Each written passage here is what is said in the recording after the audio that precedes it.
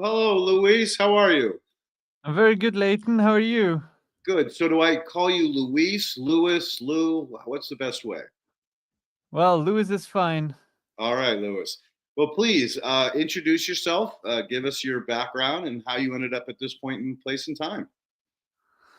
Well, my name is Louis Jaeger. I'm from Belgium. I lived in several parts of the world. Also, been into United States for a long time, and my goal is to regenerate as many acres of soil worldwide. We really have a problem in 2050. In less than 25 years, 90% of our soils, or 90% of our soils, will be degraded, and that really sparked me to do something about it because I really love to be around. I love food, and we still need good soils to have food. So I'm like, all right, what can we do to save our soils?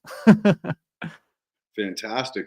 Did you have a background in soils before you became so interested or dedicated? Well, I was doing a gap year when I was 18 years. I really didn't like going to school, and I was like, all right, I just want to travel the world. And I discovered permaculture when I was 18 years old, a way to grow food and respect nature at the same time. And that really propelled me to go on a journey and to go much more beyond permaculture to regenerative farming, agroecology, organic agriculture, landscape design. I started my own landscape design company, and eventually I did went to school again and studied this subject. So yeah, super happy for that. Where did you go back to school? Well, I first I did the School of Life for around 5 years in the United States, Central America, Morocco, Spain, France, and I did a lot by self learning. And then after that, I was like, okay, if I really want to do something about it, I need some more scientific background. So I went to study at an agricultural school. I did a bachelor's degree called Agro and Biotechnology, Okay. green management, so everything related to managing outdoor spaces, from grazing cows to even having bees, to building roads, to building parks, starting a nursery. So super broad. And now, yeah, I mean, we're integrating all this in my landscape architecture firm. For example, when we're designing an entire island, we are designing the roads, the landing strip, where the eco houses will be. So yeah, it's a lot. Everything that happens outside, and right now everything we do, like building inside or outside, is like super polluting. And yeah, we want to do or we are doing the opposites. Like everything we do is we are regenerative, no matter if it's a little garden or an entire island or a ranch or something. Fantastic. That sounds like a great project. Tell me more. Yeah. Yeah, well, it's super nice because there are a lot of people who came from the city or came from the corporate world, and they're like, okay, I've worked 20 years as a consultant, and like I felt that what I did was a bullshit job. It earned me a lot of money, but now I really want to do something back. And one of the easiest ways to do something back is with your own terrain. So a lot of our clients, a lot of people actually come to us um, because they want to pursue a dream they had for a long time. For example, start a retreat center in Argentina, or want to start a boutique hotel in the south of France, um, or a hotel on the Azore Islands that's totally ecological, and they want to create a place that connects people with the land. And one of the best things to connect people with the land, the soil matters, is actually via the stomach. So if you can take a person and have them eat something that comes from a living soil, there's something that changes in people's minds. For example, I sometimes take underprivileged children to the royal palace in Belgium. In Belgium, we still have a king, for info. Okay. and Okay. uh, and our king sometimes like opens up his palace for children to be able to learn from nature, and I'm one of the guys who guides them around. And so those little children, if they like uh, eat something that they didn't know was edible before, something changes in their mind. So I'm doing this with like underprivileged kids. But I'm also doing this for with top CEOs, for example, and even with them, you have the same childlike spark in their eye, like, "Oh my god, I've passed this bush for like a gazillion of times. Now I'm putting this in my mouth, and my entire view shifts." So it's super cool. That's amazing. Yeah, I've had the pleasure of exposing people to the difference between biologicals and synthetics. Like in a side by side situation. And Mm. it's funny that I've noticed that even the clients that understand what I'm doing and have, you know, dove down the education of it themselves, like went to the next level and read some of the books, like the trilogy from Jeff Lowenfeld, still don't have the eye, right? They can't see the difference until you literally lift the wool off their eyes. Mhm. And one of I've two great examples of this. One is Harvey Hubble. His dad was they named the telescope after him. He was one of the Yeah, earliest, yeah, yeah. and he's running a ranch in Connecticut, uh, and focused on again using organic practices. And he had a field that a farmer had turned over to him to grow hay in, and it had Mhm. been under corn and heavy fertilization for 60 plus years. And so he Mm. brought me Wow. in to help him, to consult him, and how best to turn this around. And so, long story short, I'm a soil biologist, so I attack it from the biological side. And Mm, yeah. basically, I did an application of what we call facultative anaerobes, which are they can live in the both anaerobic and aerobic environment. Then I came back, and first I had them seeded. Then I came back and did the second treatment in the summer with just foods, so some molasses mixed with water and some kelp. And then Mhm. lastly, I came back in the fall before the third cutting and did a full-on aerobic biological installation. And then just before he was doing his third cut, I said, "Hey, please let me know when the farmer's coming to cut hay because I want to walk the field before he cuts it." And fortunately, Harvey was there at the time. He said, "Yeah, he's cutting it next Wednesday or whatever the day was." And I said, "All right, I'll be there on Monday. Are you going to be present?" He said, "Yeah, I'd love to walk the field with you to see what you're looking at." So Mhm. I started in the road with my back to a synthetic field and Harvey on my right. And I said, "All right, look at your field. What do you see?" And he goes, "Wow, it looks a lot better than it did when you started. That's for sure." So I spun him around and I said, "All right, now look at the synthetic field that's right behind us." And he looked at it for a minute and then he spun around and looked back at the field I treated. And he was like, "Oh my God, like that field's alive. The other one's dead. What is that all? What is that all about?" I go, "Yeah, when you create an eco friendly system in the soil, you're going to bring back the local ecology, on levels that are pretty impressive. Like look at all the bugs. There were bugs everywhere, and they weren't the bad ones. They weren't doing harm. They were just indigenous bees, butterflies, all kinds of dragonflies. You name it, it was flying around. So the field was actually like moving. And then of course you had all the birds swooping in to catch the insects. And then you turn around and look at the synthetic field, and there was nothing going on, right? So again, it's like getting them to like stop and smell the roses, for lack of better words, but really observe nature is the hardest thing, because without you like literally pointing the finger and forcing them to really observe, they don't see it. And I don't know if you've had that in your experience, but that's been probably one of the most powerful tools that I've used over the years to really get people to, you know, understand that there's a real big difference. And it doesn't matter whether it's a landscape, a hay field, a cornfield. A buddy of mine grew corn, and he goes, "Leighton, I walk through the fields and I don't get all those scratches on my arms, Hmm. right? Because Yeah. the leaves are softer. They're not as rigid. They're not as they're not forced to grow. They're just growing naturally."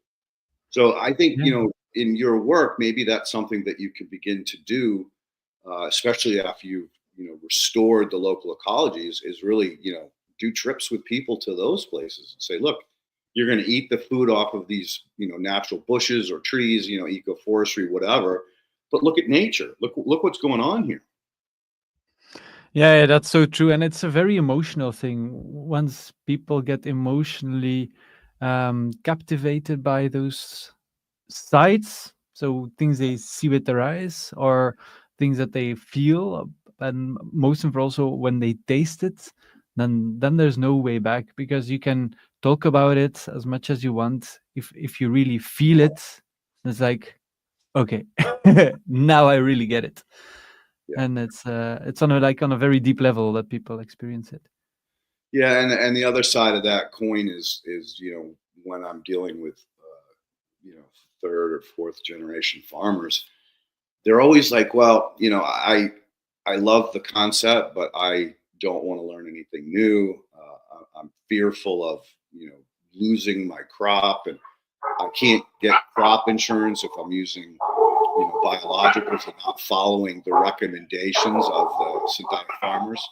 Yeah. Hang on 1 second, Cheeto.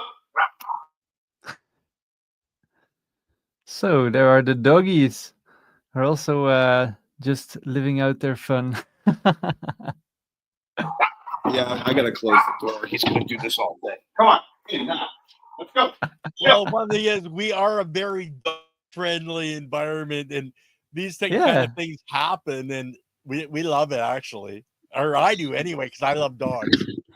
definitely. It's part of So, nature. Dogs are there to bark.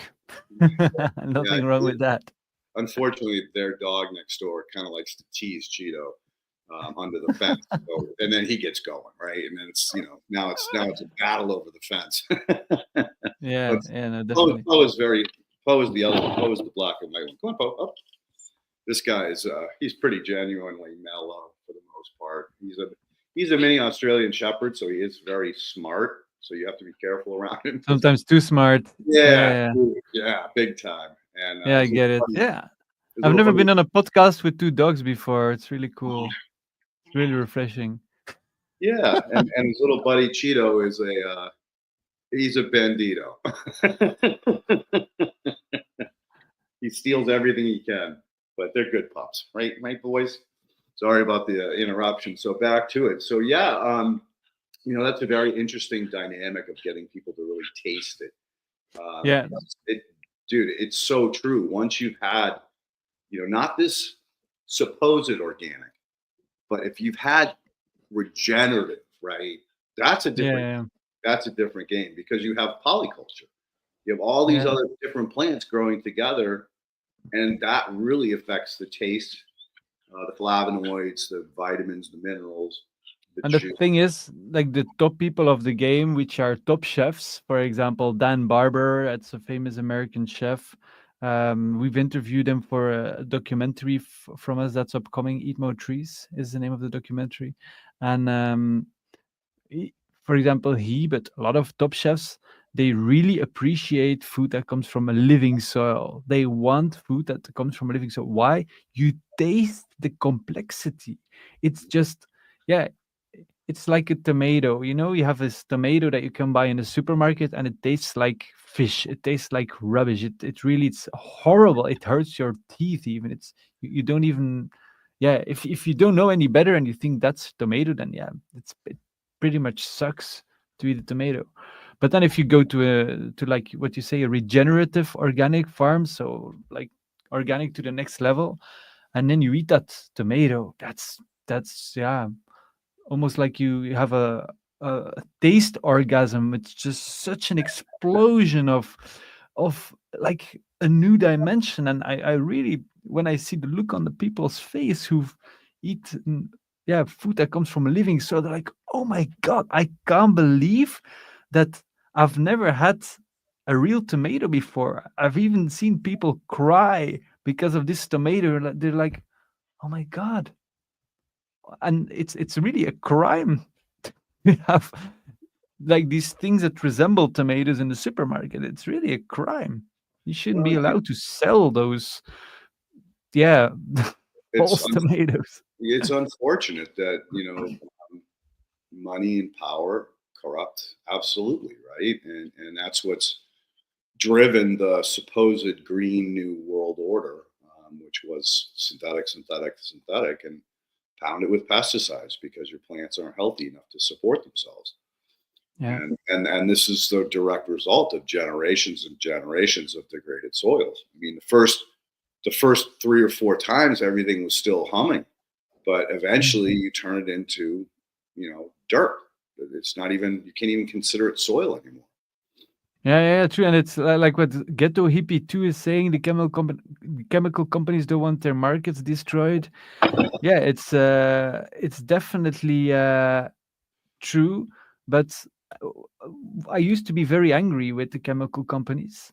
But there is a huge responsibility with us as citizens.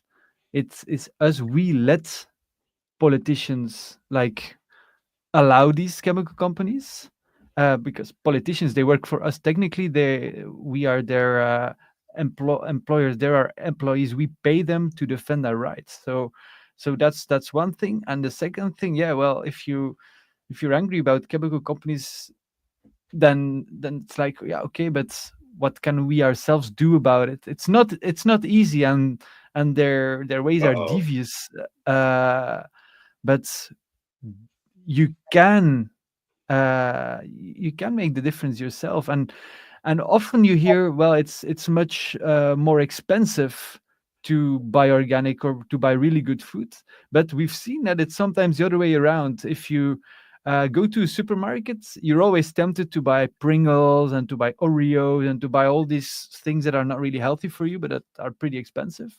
And I know people who started to go to like a CSA farm, community supported agriculture, for example. It's like a Netflix for farming. You pay a certain amount per year, and then you get like a fruit and a vegetable basket every week. They spend way less money on food, actually, because they don't buy all the rubbish next to it. So it's in fact then cheaper to buy food, and you pay the farmer a fair price, because a lot of the times farmers are not paid fair, and farmers are sometimes the victims of this chemical game. And the thing is, when you realize that we as normal citizens can really also, yeah, exert this power, then we are the true leaders. Politicians are the followers. They work for us. And Dr. Green Thumb says, just can my 3-gallon sauce today. That's an amazing thing too. For example, it happens a lot that at the end of the season, or if you're friends with a farmer, you can say, well, do you have 20 pounds of tomatoes that you can't sell? And sometimes they're like, say, yeah, I'm going to throw them away if they're not sold tomorrow. And so if you have like a cool deal with a farmer, you can sometimes get really good deal, like have 30 pounds of carrots or tomatoes or whatever, and then you can, yeah, transform them into sauces, can them, or make carrot juice, can the juices, so you can have like carrot juice all year round. And there are just so many things you can do. And one of the coolest things to do, of course, is to grow it in your own garden. That's like the most empowering thing you can do. And that's a funny thing, because like we have clients that are billionaires. We also have clients who are just regular Janes and Joes. But one thing that billionaires and regular Janes and Joes have in common, that is, it's the same strawberry plant that we put in their garden. It's the same raspberry plant that we put in their garden. And there is no amount of money that you can pay in any supermarket in the world that will buy a better strawberry or a better raspberry or whatever berry or nut you can imagine than a thing that's grown in your own garden. And that's a thing that's super democratically, because, yeah, doesn't matter where you are on the spectrum, if you're right, left, atheist, or religious, or super rich, super poor, it's the same raspberry, and it's the best one you can get. That is so true. And I don't know about you, but I remember growing up and going to my grandparents' summer place, and they had a garden that was amazing. And we kids would just run through there wild and just be eating stuff left, and ripping carrots Fantastic. from the ground, eating them with the dirt on them, and they were amazing, right? And then when my grandparents got too old to deal with the garden, then everything was store bought, and there was such a difference in the two. We were spoiled. Like, it was like, oh, I don't want to eat this. This is gross. right? Because we'd grown up on that, Yeah, truly regenerative farming because they didn't use any chemicals up there. yeah, He didn't even use manures on it. He just grew the plants and kept them watered and let yeah. nature do its thing, right? And that's actually also what I really want to point out with my book SOS Save Our Soils is that we really have to protest against the loss of taste. It's exactly what you say, Leighton. You've been eating this fantastic food. You know how rich simplicity can be. That's true wealth to have like a carrot that tastes like something. And what we now get, it's a disgrace. And we just don't have to take that anymore. We just have to demand to have real taste again. And that's a basic right. The right, first of all, to great taste, but also the right, of course, not to be poisoned. Because soil, if the soil is destroyed, our guts is destroyed as well. There is a thing called the guts soil connection, which you probably know all about. um and that's those are two rights: the right to have like fantastic, the best taste in the world, and of course the right not to be destroyed, not to Yes. be So I make a lot of poisoned. compost, right? So You I made lot you make a lot of what? compost. Compost. Yeah, yeah, yeah. So look at my fingernails; they're always dirty, right? That is my direct connection to the soil. Like every day, I'm working it with my hands, smelling it, checking temperature, moisture value. And I swear that's the main reason why I'm still here because, hell, the shit I did when I was a kid for work, I was exposed to all kinds of nasty things. It's just amazing that I have the health I do at this age. And I attest that to compost and soil, healthy soils. Yeah, definitely. Yeah, there are so many scientific studies that shown that you have more happiness hormones if you work with the soil, and it has been known for centuries, even for millennia, how much yeah, medicinal benefits it has. Yeah. Yeah. And let's face it, food was our medicine, right? Yeah, When I was growing up, we never got sick. And if we did, my mother called the doctor and say, "Hey, my son's got a fever, or my daughter's got a fever," and he'd be like, "Well, just chicken noodle soup, keep him in bed, shake it off." The only time we went and saw the doctor was like when I broke things, which was quite often. oh my god. Yeah, or to stitch me up, one or the other, right? But bottom line is, that was our exposure to the medical world was, Yeah, very, yeah, very minimal. And now I have a dear friend of mine who's like 4 years younger than me. He's got an entire pill box, a 7-day mm, pill box filled with fucking pills. And, yeah, and and he goes back to the doctor. He's like, "Oh, I'm getting this side effect, right? This is happening now. Oh, here, take another pill." Instead of like saying, "Okay, you know what? Let's cut back on some of these pills because that's probably going to be better than adding more pills." But bottom line is the pharmaceutical industry is focused on keeping you sick and over medicated so that you're a repeat client for the rest of your life. It's sad. yeah. And that's really like I love being an entrepreneur, and I love free enterprise, and I think it's a very beautiful thing. But if it goes too far and you want to make a profit out of everything, then it becomes really, yeah, perverse. And you see that there's a huge correlation with what we do with the soil and do with our health. And if you have a sick soil, then you need to sell, like what Ghetto Hippie is saying, get you hooked on their drugs. It's what they're doing with the soil. The soil is an addict. If Mhm. you, it's a dead piece of dirt, and the only way to grow seeds in dead dirt is to add a lot of stuff, and those stuff come at a subscription. You pay subscription for the seeds, pay a subscription for the chemicals, and it's the same with humans. You get, like you say, sick, or you have a problem, and instead of tackling the true cause of it, you tackle the symptoms, and then you take a pill for this, and then you need another pill, then another pill, and before you know it, you have a subscription. I know people that pay $300 per month for pills. Um, it's amazing. $300 per month. Imagine what you can do with that. You can like go to super fancy restaurants every day. right? But Seriously. that are like so many cool things you can do with $300 per month.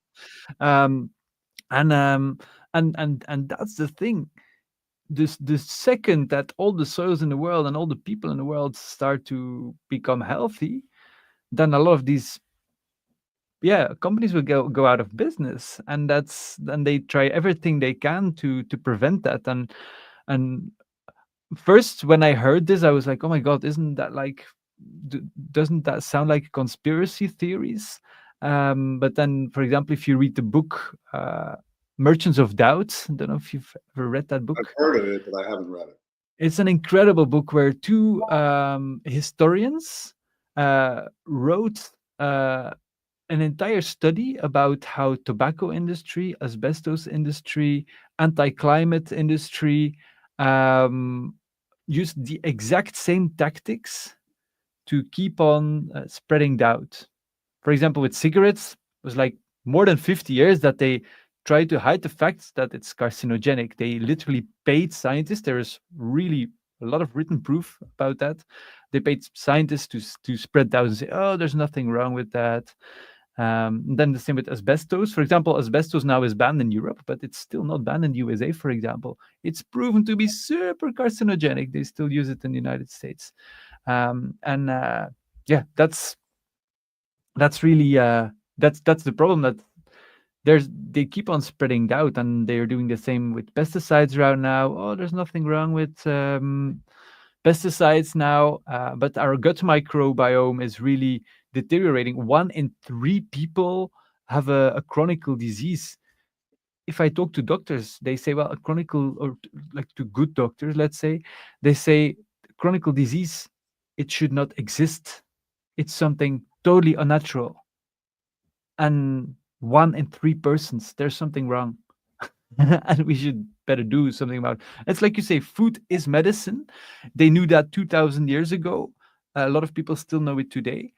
But if you say, well, organic regenerative food is too expensive, well, $300 per month is way more expensive, of course. And the lights just turned off at my place.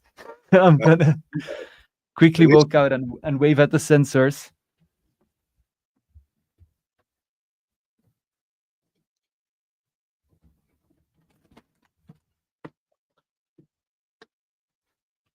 All right.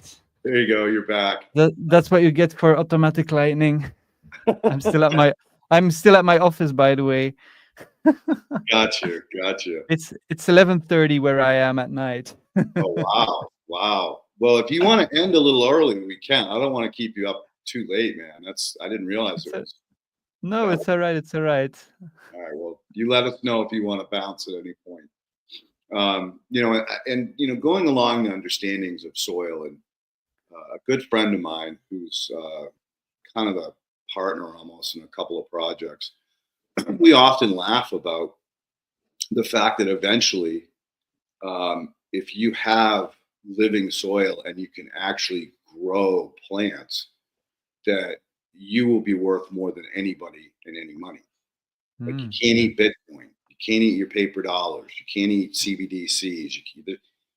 What are you going to do, right? So, yeah, the billionaires will survive the first push of whatever pandemic or next global event that happens.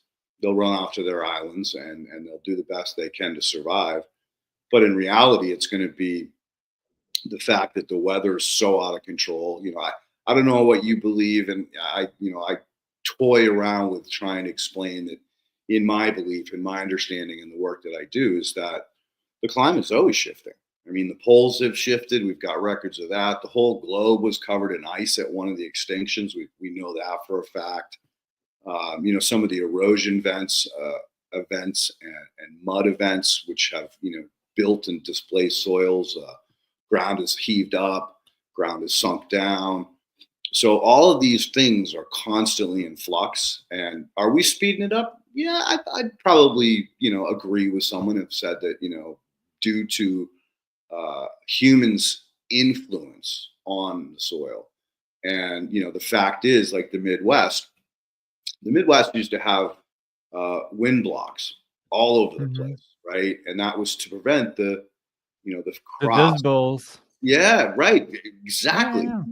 And so, along comes, a farmer in the 50s is like, hey, I can get more crops in if I mow down that windbreak. And they do. And now they've created Tornado Alley. And that Yeah. exact thing has migrated further east. They've knocked down more of these wind barriers. And now the tornadoes are actually starting closer to the East Coast than they ever have before. And if you understand what a tornado is a displacement in temperature. So Mhm. all it is that the fact that the cold air is above and the hot air is below, and that tornado is a way for that cool air to get back down to the ground. And the reason why is the ground is so hot because there's nothing growing on it. So you ever shoot a soil with a heat gun that has not got any plants on it, it's going to be in the hundreds, Mm. 120s, no problem, Yeah. right? But if there's cover crop on it and you shoot it, it's going to be in the 60s. That's a 50% increase in temperature. So here Yeah. again, that's why I agree and say that, yeah, we have sped it up in certain places. And deforestation, we know that is incredibly detrimental. Same thing, Yeah. exposing the soil that wouldn't have seen daylight ever, right? Yeah. No, and it's 100% true. We really can influence the climate also in a good way. For example, they did an experiment in the city of Medellin, Colombia. They planted a lot of trees, and they made the temperature drop with 2 degrees Celsius. And we did some calculations. You need 550 million hectares of trees to cool down the. So that's about 1 billion acres. Um, and then you can cool down the planet Earth with 2 degrees Celsius. Is what we need to prevent the climate from warming up. It's 1 billion acres. It's only the doubling of the Amazon rainforest. And why is that? I'm not even talking about CO2. Of course, it will have a benefits on the CO2 concentration as well. But because of trees, they kind of sweat like humans. And what happens if you sweat? Then you have water that's fluid that will become it will evaporate. It becomes a gas form, and to go from a fluid to a gas, it needs a lot of energy, and that it like pulls warmth away from your skin, and this is why you cool. And that warmth is stored into this vapor, and this warmth is only released if that vapor becomes fluid again. But what happens if a tree sweats via the leaves? Then the leaves they have this liquid form of water. It becomes vapor, gas, and then the warmth is like pulled out of the forest, and it's like be- being trapped in that vapor, in that gas, and that gas is then going up because we all learned that warm air will rise like in a hot air balloon. It will rise very high up in the atmosphere, and then it gets released. So what do? We like steal warmth from the forest and from the earth, and we transport it very high up in the atmosphere. So we're literally creating like a heat pump, and it's not only good for heat, for like cooling down the planet Earth, but it also attracts rain because we have a lot of rising air. You create a low pressure zone. It's like the equator. There's a super low pressure zone at the equator because there's a lot of rising air. And when you have a low pressure zone, then it's like a vacuum. And then you like pull the clouds towards this low pressure zone. And these clouds, of course, they contain rain. So what happens? These forests actually create rain. And this way you prevent droughts. And once you realize that by planting trees, you can influence the climate in a good way, and you can also stabilize the climate, then yeah, it's really one of the biggest mysteries in my head why we're not like having a mass mobilization to do this. People are talking about machines to get CO2 out of the air, all kind of technical stuff, which I like. I love technology, but why build machines if you already have trees that do that? Yeah, the crazy part is about those CO2 machines that nobody talks about is what the resources cost to build those machines. and what the electricity costs to run those machines, what are you really doing? It's a quadruple negative. The Yeah. CO2 is not the problem.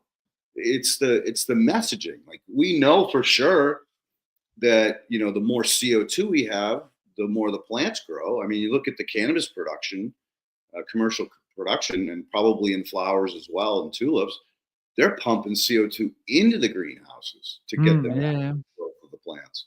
And we know the more plants we have, the higher the oxygen becomes. There's a lot of kind of batshit crazy theories, and I don't have enough information to prove them one way or another.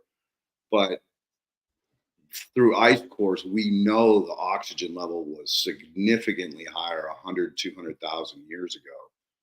And in many ways, they talk about people, like in the Bible, living to hundreds of years old, even thousands of years old. Well, if you really dive down the understanding of the human metabolism, the level of oxygen directly affects the aging process. In other words, if you have more oxygen around you, you don't age as fast. The cells have the ability to withstand the certain degradation that occurs when you don't. Yeah, really? Is it so? I didn't know that. But isn't Yeah. it so that too much oxygen will kill you? For example, like Sure. Well, look at 78% of our air is nitrogen. Isn't it so that like Yep, it is. 100% oxygen would kill you? So, I've done some experiments in the past with soil biology and making compost extracts and teas. And one of the first things I did when I was working with Elaine was I went and got a bottle of oxygen, pure oxygen. Mhm. And I put it in, as I substitute the typical, what we call air pump or bubbler that you'd see like in a fish tank. Mhm. And I connected the hose directly to the oxygen and I pumped it up. Well, I killed it. I killed it for two reasons. One, I oxidated it, right? So Yeah. talk about oxidative stresses, right, as a problem. Well, there's a big difference between oxidation and oxygen, like the consumption of it. Look into oxygen therapy, especially with people that have degraded lungs. I mean, all of our lungs are in tough shape these days because of what we call P2.5, and I think they're going to raise it to probably 3 or 4. That's a particle size. It's the size of the particle that can get into your capillaries in your lungs. So your lungs are super sensitive in the essence that it takes those capillaries to filter out the oxygen that the blood needs through this series of little canals that get smaller and smaller and smaller and smaller until they connect to the vascular system. And so if you plug up one of those capillaries with a particle like P2.5, which is a micron size, two things happen. Number one, the oxygen can no longer use that capillary to get to the bloodstream. So that's detrimental. Number two, it often causes what's called a secondary infection. So you actually get a little pocket of pus in that capillary. Now, when you talk about asbestos and all the different lung cancers and COPD and breathing issues, that's why. And if you look at the air quality anywhere on the planet nowadays, it's a lot worse now than it ever was. I mean, where I live, dude, I have dust everywhere, and I can't get rid of it. You can wipe it away, but it just comes right back. I mean, not only am I getting dust from the compost yard, every time you drive across a dirt road, you kick up a ton of dust. And I'm in an agricultural belt, so you can imagine how many dirt roads there are. And then you also, I live near the water, so that what we call prevailing wind comes off of the water during the day because it's cool and it wants to meet. It's chasing the warm air that's coming off of the bare soil all around me. So you get a nice ocean breeze, but the problem is, guess what it's picking up? All the fine dust in the sand. And sand makes dust because every time the wave comes in and crashes and then rolls back out, it's rubbing rocks and sand together, releasing these dusts when they dry out. So it's probably one of the worst environments you can live in. But dude, other than that, it's heaven. Yeah, and that's the thing, a lot of things are happening, and so at one hand you have global warming, and that is happening right now. We're like going to temperatures that people have never faced before. I do agree with the science that it is caused by humans and is caused by too much CO2 in the air. But even if you don't believe that, for me personally, I don't really care what people's beliefs are. The thing is just it's happening, and it's gonna really have a lot of problems for farmers. It's already happening right now. I know farmers from USA, from Spain, from Africa, Asia, all over across the world, and they're like they just have terrible problems with climate going extreme. And so I think we all have to unite. Like, even if you think it's not caused by humans, or if you think it's caused by humans, it doesn't even matter. The thing is, it's happening, and we have to do something about that. The same with pollution. It is happening. We are getting polluted, and we have to do something about that. And the nice thing is, we can perfectly do it. And I like that Casper Johansson points out Anastasia Makareva. She's a Russian scientist who developed a biotic pump theory, and that's exactly what I described with the trees cooling down the climate. Definitely check that out. She's like a brilliant scientist who, yeah, brought this theory to life. And another great scientist who unfortunately died on my birthday last year, called Millan. Millan, two times Milan, who also really worked on that theory. And that's a nice thing. I'm a super pragmatic guy, plant a billion acres of trees and problem solved. The same with pesticides and with all kind of toxic chemicals. It's in everything. It's in our clothes. It's in our non-sticking pans. My grandmother, who's 85 years old, she already knew 50 years ago that you should not eat from these non-stick pans. She already knew that. It's like with cigarettes. People knew it like 50 years ago. We just have to raise our voices and do something about that. And of course, we can get angry at the forces or at the evil corporations as much as we want, but we, as citizens, we are the true leaders. We are with such a big group. If we all decide tomorrow, well, we're gonna boycott this company and not buy from them anymore, then they just go broke. We have so much power, but we forget that, and that's the nice thing, that we can do something about it. No, you're right. I often talk about voting with your dollars. Like, know what the corporation stands for. There was an app available, which they've since taken down, which basically exposed the corporations, their Oh, policies, really? yeah, whether they were polluters, whether they were good for the environment, whatever. Oh, nice. And they give them a rating, and the rating was pretty extensive. In other words, it really gave you a opportunity to look at this corporation's past, its bad sides, its good sides. It wasn't biased in any way, shape, or form. And it really allowed you to vote with your dollars. Like, you could see, here's 10 different pan companies. Which one Nice. is doing the best to promote healthy cooking and clean living? And which is the one that's the cheapest? Well, the cheapest is always the one with Teflon on it. Even though the Teflon costs more to produce, the thing about it is the Teflon is a byproduct. It's a waste product from the friggin' chemical companies. So they should be paying you to buy their pan. Just Yeah, right? yeah. The insanity of it all is crazy. But bottom line is, a lot of people are struggling financially, and this is drives them to force them to purchase the things that are going to do the most harm to them, just because they can afford to buy it, whereas they can't afford to buy that stainless steel pan or that Yeah. cast iron pan.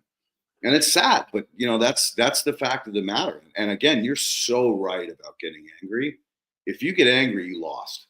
You're gonna wallow in your hate. You're gonna just become a negative person. You're gonna surround yourself with other negative people, and you'll never grow. You'll never get out of that doom loop, for lack of better words.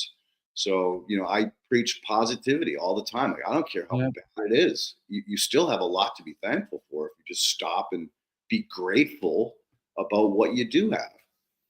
Yeah, and that's a nice thing. There are so many great things around, and I've already seen so much positivity and nice things in the chat already right now about solutions like, for example, canning, buying through farmers, stainless or cast iron. Like there are so many good things out there. Again? Uh-oh.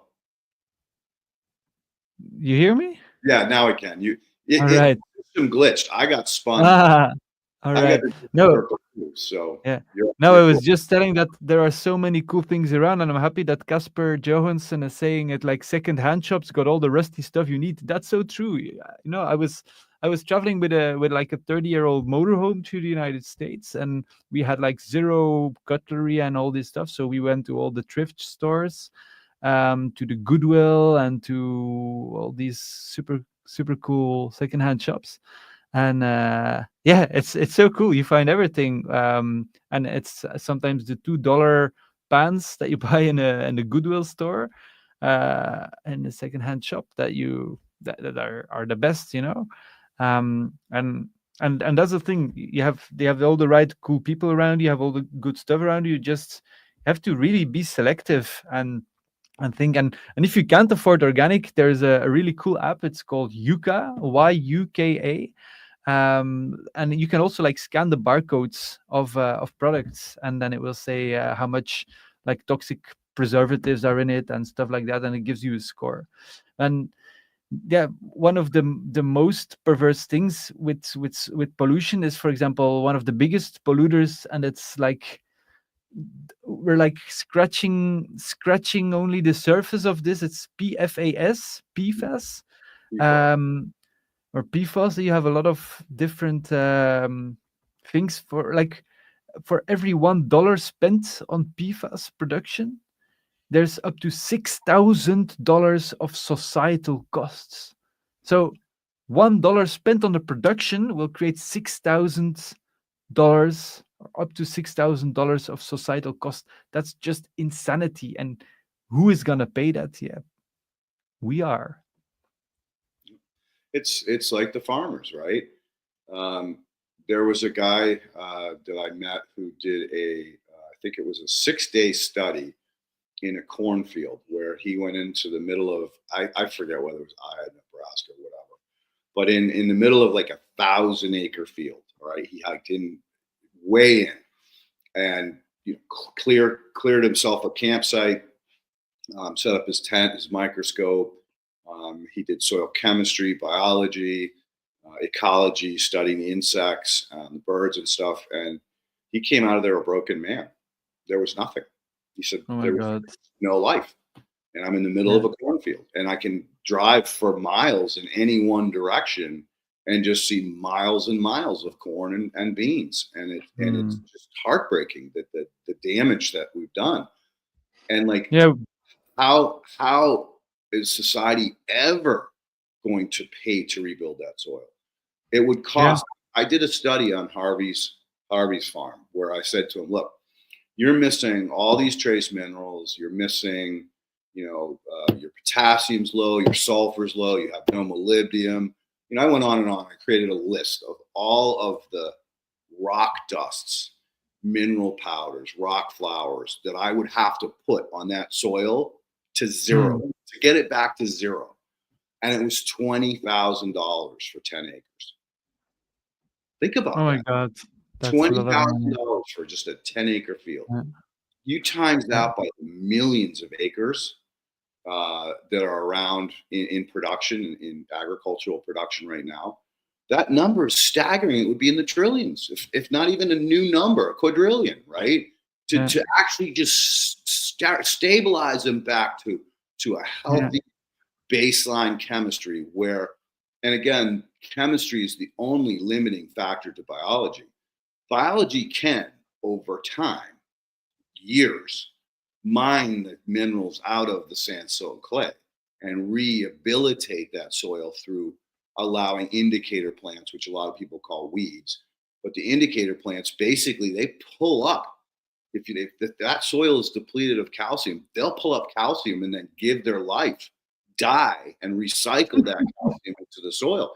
And they'll do this over and over and over again until 100, 200 years, maybe 500 years later, that's a forest again, right? Yeah. That's what those little plants want to do, is they want to support succession or ecological stability or evolution. And this is something that I don't know if you know, but I talk about this a lot. Plants have 10 senses. We only have 5 if you believe in ESP, right? They have 10 senses. They are way smarter than us. They can't move, right? Well, there are some trees that actually do creep, but for the most part, they can't move. And that's why they have developed those extra senses or sensory perceptions, so that they can protect themselves. Now, we take away, when we spray them with chemicals, we blind them, we take their hearing out, we take away their chemosensing and chemocommunications, paramagnetic charges, because they talk through electrical charge as well. They talk with the fungi, which is all gone. So, again, like, I laugh about this, and I hope you pass this joke along. But the real question is, based on the sensory perception of a plant versus a human, who's growing who?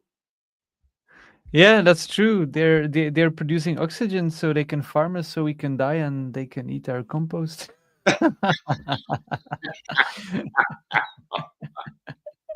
Sooner or later, dude, sooner. I mean, you abandon property anywhere. Within 5 years, nature has moved back in. I mean, the cracks in the road. You see, that's a really nice note.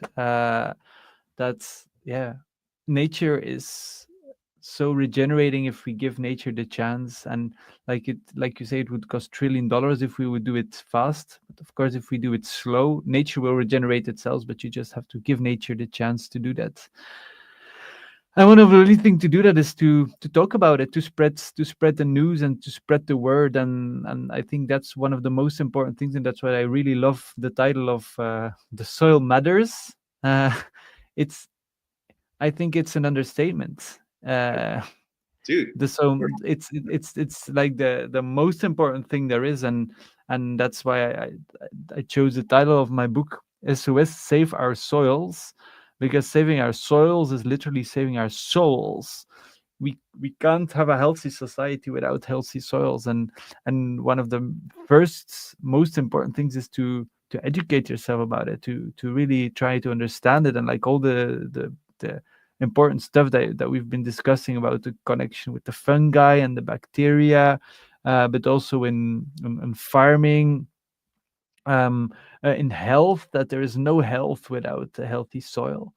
And so like that's one of the main reason that I've written my book SOS Save Our Soils, is to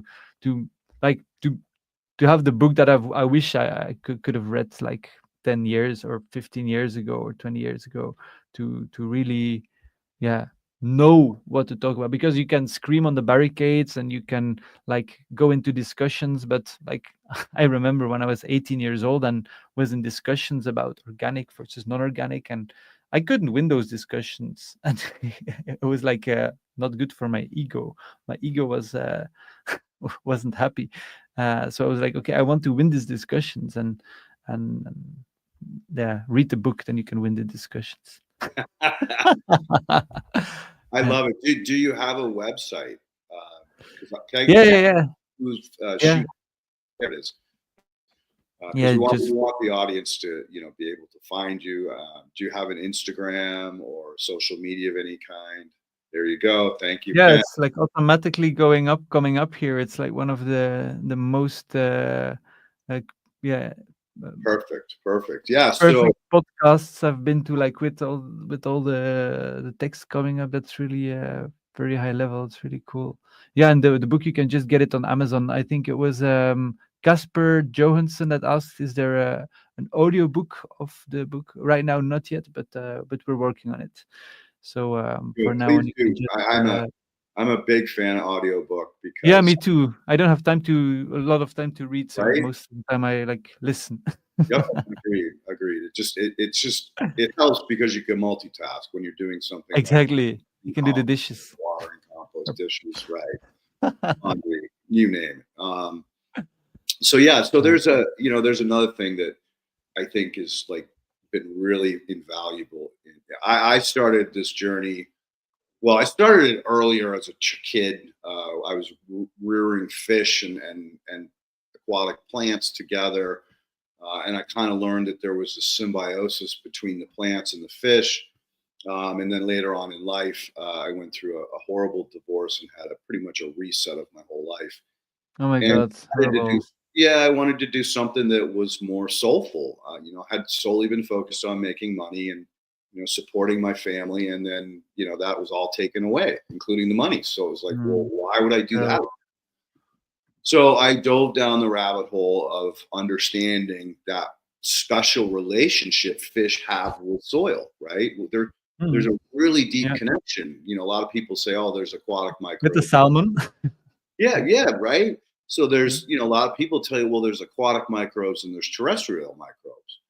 And one of the things I remind them of is that, hey, before mass human expansion, there was what was called mass migrations, where all of that water soil microbes were washing into the water, and all the aquatic microbes were coming out of the water, in herds of animals and herds of or flocks of different ducks and geese. I mean, there's stories of back in the late 18, early 1900s of the sky going dark during the Canadian geese migration. So the microbes are all mixed up together, and a lot of times you can find the same type of flagellate in the soil that you can in a pond or a river or a stream. So we know that they're interchangeable. Yeah, there are some specialized. I mean, nothing in nature is exact.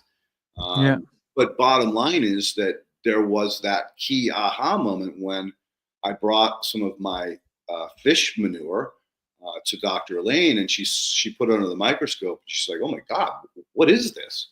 I said, "Well, it's fish shit. It's fish poop." And she's just like, "Wait a minute, you can't go behind a fish with a scoop. How did you get it?" Right?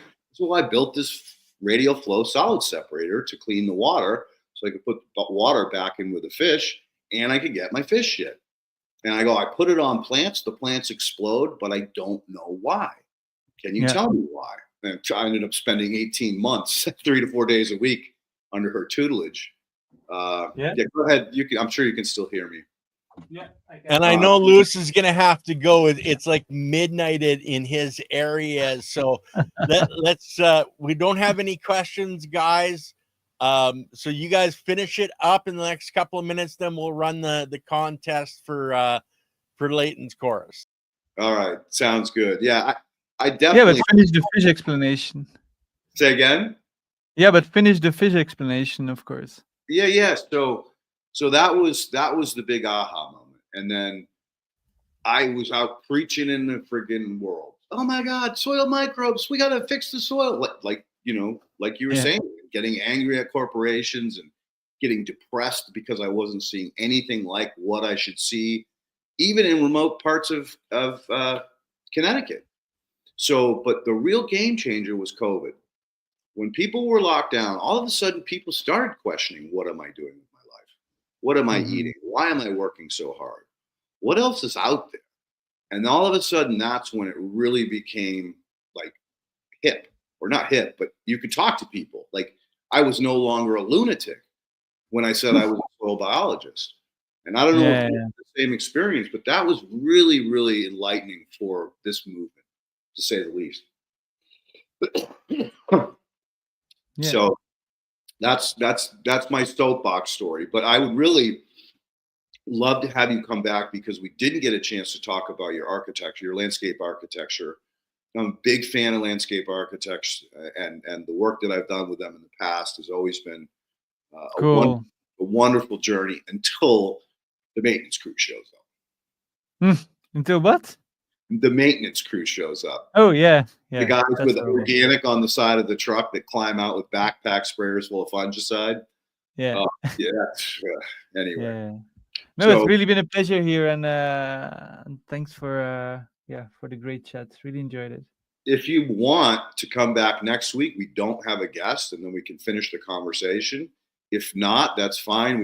You can pick another week. We've got the calendar now, so you can just hop on and do whatever you want. But I really want to finish the conversation because I got carried away, or we got a little carried away with the direction we took it. No, but it's fine. I think we said the most important things, but happy to check my calendar. Yeah, it's been a real pleasure. And if there are any more questions from the audience, happy to answer them for like the last 5 minutes before I go to bed.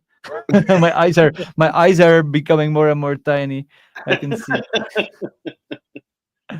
But I don't see any questions coming. No, Gotta give 5 more seconds. And I don't How do I get a signed book? Yeah, well, I want to do a book tour in the USA. Normally, you can do it maybe April, May of 26. So that's a way to get a signed book. Signing a book in Belgium and sending it to the United States will cost you like more than $100. So I don't think you want that. Well, hey, if you're serious about coming to America and doing a book tour, please let us know. Come on the show. We'll get the word out through our resources so that everybody knows that you're coming, where your cities are, that you're going to be at, how to get in touch with you. And Casper says he's in Sweden, by the way, and they want to know, what's your favorite foliar spray? Oh, my favorite foliar spray, compost tea. Nice. Or compost tea or compost extract. That's my favorite one, definitely. Yes. We got to talk about dissolved organic matter. No, they finally came out with a paper that explains why compost extract works so well, and we'll get into that soil engineering side of things when you come on next, because that'll be a lot of fun to talk to you about that. I think there are so many things that we could probably nerds out for gazillions of hours. That's the thing with soil once you get started. No, but Casper, Sweden Sweden is less far, so the shipping costs will be much lower. So email me, or you can find me via the website, my website, or louis@louisdj.com. Louis, thank you so much for your time and coming on. Really appreciate it. Love the work that you're doing. Thank you so much. Continue that path. We need more. We need 1 million. We need 1 billion of you. Along with those billion acres of trees. We just need 1 billion of people that plant 1 tree. There you go. That's already amazing. How easy. All right, Louis. Have a good evening or day. Bye. Ciao. So, guys, we're obviously going to end early, but I do still want to do the contest. So if you guys want to put in hashtag, it's all about the biology, we'll do the contest. Leighton and I will chat for a few minutes while you guys put that in, and then we'll run the contest. But Leighton, what did you learn from Louis that you might not have thought of before? Well, I think, again, he's younger. He's got a lot more passion. He took the time to write a book. He said, "Oh, I wish I'd written it, or I had a book like this 20 years ago for myself." That was inspiring, because 20 years ago, I wasn't thinking about this. I was in a relation, I was in a marriage with kids, and I was chasing the dollar all over the place. And it wasn't until I got, blindsided that I decided to make a difference in what felt good to me instead of what I was doing for everybody else.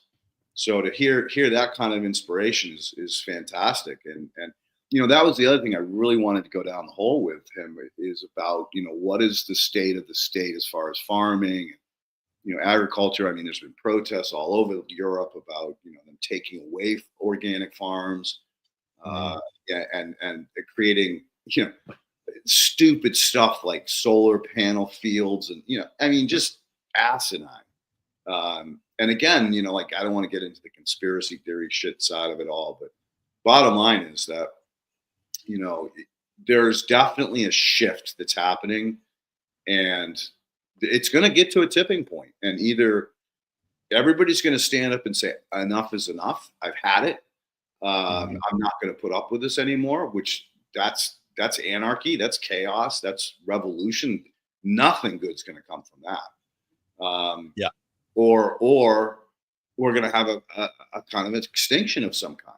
Like, people are going to starve to death. The homeless are going to, go on a rampage and just start tearing shit apart.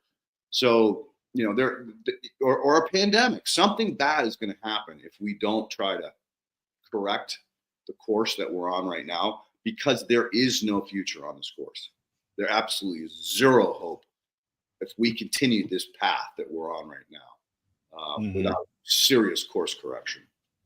And that's the sad part. And, it's like, I'm kind of blessed because I only got so many years left, but I look at, my grandchildren and my children, and it's horrifying to think about, what's going on. And, it's, again, one of the reasons why I do this is to try to bring the awareness around the fact that, hey, the soil is sometime in the near future, soil is going to be more valuable than the money that you have, because the money that you have won't buy anything anymore. Well, in healthy food, healthy soil, healthy trees, like you guys were talking about the oxygen levels and how, it was so much higher before and it's so low now. And that's part of the reason that we're so sick. It's not just, the corporations, the herbicides, pesticides. It's all of it combined together. It's like we're the proverbial frog in the hot water on the stove that's just slowly being turned up, and we don't notice that we're dying. And I think that's part of what we need to wake up humanity about, is we don't want to be those frogs anymore. We want to jump out and survive this. But I know that, we've had Stefan Burns on before, and I'm going to try to get him back on because there's a lot happening globally and in our universe above our atmosphere that is affecting our planet, the solar cycles, etc. There's a lot happening with volcanoes and earthquakes. That is going to be one of the major events coming up, is what's going on with that. Like the volcano blasts that, particles into our atmosphere. We're worried about global warming. Do we really need to start worrying more about global cooling because of those particles being blown up into our atmosphere? People don't even think on that side of it, but the oxygen, the trees that are needed, like you look at Africa where they're putting in that green wall to stop the Sahara Desert, where they've literally brought back rivers flowing again, and have food sustainability in these areas where they didn't have these rivers for decades. But because of planting trees in the right way around those water systems, they've been able to bring that back. We have the knowledge to fix a lot of these problems. But like you, Leighton, I was a truck driver. I never got into biology until I got hurt and had to find this. And that's part of the problem, is most people just, it's so far out of their line of sight what we're doing and why we're doing it. They're just going on with their lives. Like, how do you guys expect to change everything if we don't reach those people? And how do we easily reach those people, Leighton? That's the $1 billion question. And, again, it's through stuff like this, podcasts, and, guys like him writing the books. And, that is the only way that it's going to happen, is making information understandable and more available. Yeah. So let's run the contest, and then we'll let Leighton's puppies go for a walk early, guys. We have 5 people that have actually signed up. I wish there was a lot more. So guys, share the channel, share this information so we can give Leighton's chorus out more, and more people can find this knowledge. But let's run the draw, and we'll see who's going to win out of the 5 people. And I didn't actually put anything in, so it won't be me this time. Casper Johnson. And Casper, if you are on the West Coast, it is so important that you find a real punky soft log, because that's the only way you're going to be able to compost with this method. I mean, I used a punky soft log, and that was in Massachusetts. But, since being out here for the last, pushing 6 years, I'm in my 6th year. It's very difficult to compost if you're west of the Rockies. So just keep that in mind. Yep. And congratulations. And Casper, just send me an email at It's All About the Biology. I'll hook you up with James Perkins, and he will send you the code so that you have access to the chorus. Brother Leighton, I think we're going to let you go early, really early today. Love you, man. Thank you so much for doing this every week. It means a lot to a lot of people for you to share this knowledge. And somebody had mentioned, FCP, Future Cannabis Project. We're not on there anymore. Anybody that wants to find Leighton, please send him over here, because this is where he's on every single Monday, unless he's sick, and that's only been 2 or 3 times in 3 years now. And there was one without a guest, but other than that, it's pretty much rock solid. And if you can chase that guy, the astronomer, what was he? Stefan Burns? Yeah, Stefan. And I'm going to chase James White and Gerald Pollack, because, again, water is just coming up more and more as, both in my life as well as in my understanding of some of the work that I'm working on now. So I'd love to get him back on the chat. So I'll send out an email to James White. And I don't think, do I have Pollack's email? I don't think I do. Maybe you can just text it to me or email it to me. Yeah. And I'll reach out to him as well. Sounds good. And you guys, you can help us out. There's a lot of you guys that are really into this stuff. Reach out as well, because we would love to tour your farms, and it doesn't have to be cannabis. It can be any kind of plant. As long as you're following these principles, we would love to interact with you and have you on the different shows, because it's your love and passion that is going to help other people find this love and passion. Okay, guys. Ken, as always, thank you for all the behind the scenes work you do for this program and the other channels as well. So thank you. Okay, guys, we'll see you on Wednesday. Andy and I are going to be talking about sand, silt, and clay on Wednesday. So check that out, guys.